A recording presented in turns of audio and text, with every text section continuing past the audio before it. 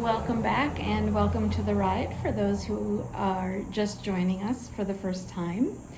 I am in Tucson and enjoying this lovely scenery we've got going on. The sun is setting, it's gorgeous, you can't really tell. There's a mountain range behind me. I will quickly show that to you. See, that's pretty. So, for those who are new, the biblical texts that today is based on are listed in the description. Something different this week, I would encourage you to read all of Genesis 19 instead of just the portions referenced, just for fuller context. So let's recap. To this point, angels have appeared at Lot's house, and he wants to welcome them in, and there's this little kind of back and forth on whether they will stay or not. And eventually they do elect to stay, and a meal is prepared. All of these things that happen. The message they bring is for Lot and his entire family to flee before the city is destroyed. I want to be very clear that if you look closely at the text, at the context, what is happening, what these words actually mean, I just want to be very clear that this passage has nothing to do with any kind of LGBTQIA relationships at all. This is not what that is. And you'll hear more about that in just a minute. So Lot convinces the angels to come in for a night, have a meal, cleaned up. And while they are inside the home having this meal, men from the town surround the house, which is frightening all by itself, and start shouting for Lot to send out the strangers. Now, these people probably I would imagine, didn't know that they were angels. I don't think the knowledge that they were angels would have changed anything. And then Lot refuses to send them out, right? So things seem great. Seems like a great plan. Protect the strangers. So far, so good. But then it all falls apart, and it's in the falling apart that everything is revealed. Think about this. Why do you know Lot's wife? Or, in other words, what is she known for? She's known for the end of her story, right? The pillar of salt. Her story is one of the reasons this series is so narrowly focused, and why it's so important. Because in Scripture, the majority of churches, in Scripture and in the majority of churches when it's preached, Lot's wife's story is reduced to her final act. So, as you likely know by now, there are in fact other ways to consider this text, and we're going to focus on one of them by expanding our lens a bit, zoom out, look at a little bit of the before to see how she gets to this point. So, Lot has refused to send out the strangers. Admirable, protect the angels. And had he stopped there, I think everything would be okay, different. I think Lot's wife's story maybe even would be different, but he didn't stop there. Instead of simply refusing to send out the strangers and closing the door, Lot offers his 2 virgin daughters to this crowd of violent, abusive rapists. That's what Lot does. The angels step in and pull Lot back into the home, The daughters don't get sent out. But there's never any mention of admonishment, of question, of what in the world are you thinking that you would send your daughters out? The daughters, who, as far as we know, receive no follow-up, no check-in, no expressions of apology, they're even more lost, even more unknown than their unnamed mom. So think about that. Lot's wife is dealing with the fallout. I'm guessing she and Lot didn't have a very great night that night. While also trying to wrap her mind around the fact that she is going to have to leave the only home that she knows. It's a big deal at that time. Not only is she going to have to leave her home, but to do the kind of fleeing that is needed, she's really leaving everything behind. And then, to add to that, her future or soon-to-be sons-in-law refuse to leave. They don't believe Lot, and for whatever reason, Lot doesn't double down and make it abundantly clear to them, so they don't leave. So now we have a woman whose story is often preached as an act of disobedience, that when she looked back, she's simply disobeying and therefore deserved to die.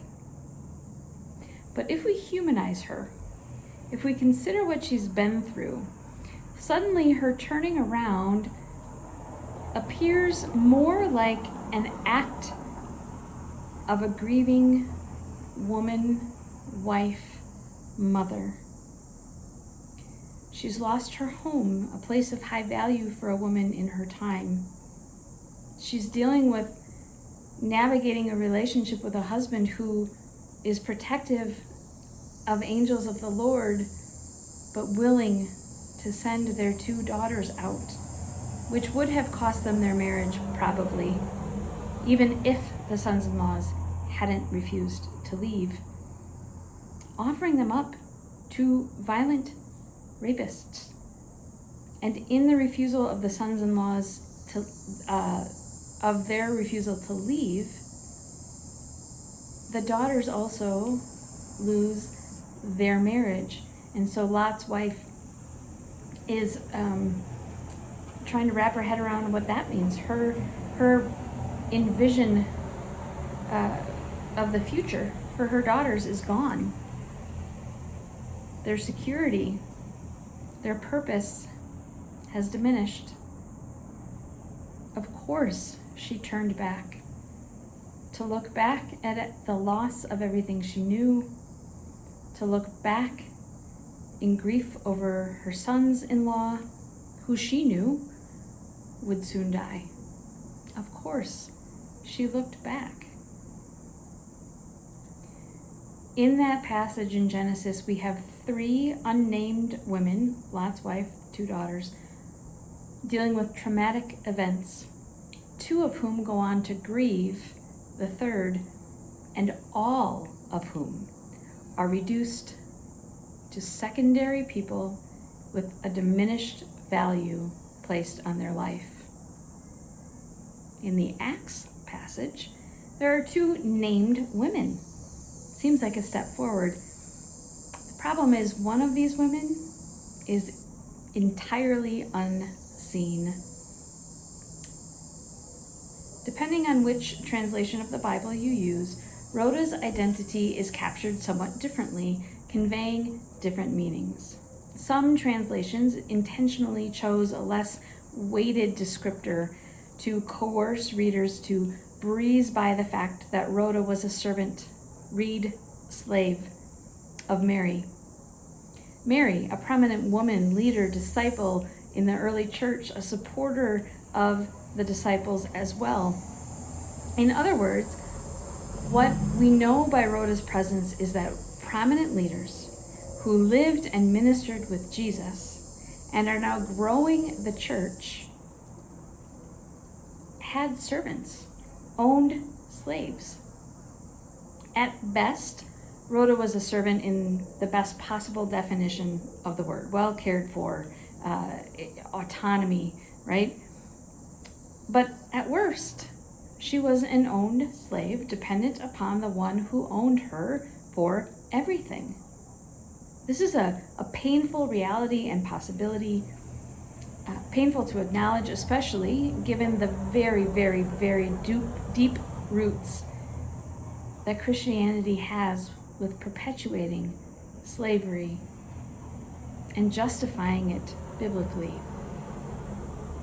For today, let's acknowledge the fact that, at least from the perspective of Mary and the other early church people in her home, Rhoda was not her own person. Why does this matter? Because it is the foundation that led to Rhoda being unseen. Mary is wealthy enough to be a common host for the early church, for the prayer gatherings. So it is not surprising that Peter would be a familiar presence in the home. What we learn here is that Rhoda learned how to use her unseenness to observe and to listen, maybe even to grow her own faith. So she also knew Peter's voice.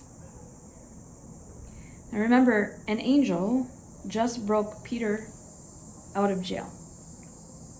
In maneuvering around the home, Rhoda likely heard Peter's fellow disciples praying for Peter, a group of people who truly believed Peter would die in prison. So put yourself in her place, in Rhoda's place, in that context. There she is. Now let them go. There Rhoda is, going through the monotony of her duties, and suddenly she hears the voice of the one who was presumed to be on his way to death, now standing outside of the door. Can we really blame her for running to announce this wonderful news instead of remembering to open the door? Let's give her grace. Sometimes news is so exciting that we get disoriented and forget the most basic actions. Then, much like the women who found the empty tomb and went to tell the men, Rhoda takes the news to praying believers and is laughed at and dismissed. Rhoda, the unseen woman, attempting to deliver news that Peter is here, ignored because of her status, the status that has been put on her by the very same people dismissing her. Lot's wife's story reduced her simply to her death. Her trauma, her losses, her grief, those are all unseen. And let's remember, she remains unnamed, which is one of the largest ways in which she is unseen. Rhoda spent her life under the ownership and therefore direction of others. Maybe they were kind, maybe not. Regardless, Rhoda was not her own. She was forced to find ways to exercise her personhood however she could. Her needs were likely unseen. Her voice most definitely unheard. These are the stories that remind why we started this ride together in the first place. So many women in Scripture whose stories are never preached, never circulated, never told. So many women who are never even named. They're all but erased. But God saw to it that they not be erased entirely, and led to the inclusion of their stories in this book that we love. And so we have these stories, and it is time to tell them. Lot's wife was so much more than her death. And in her looking back, we can extend compassion for all that she was losing and just trying to say goodbye to. For Rhoda, a woman of testimony whose voice is shut down. In the honor of Lot's wife and of Rhoda, we gather together and we speak because she is called and she is speaking. Let's keep this ride going.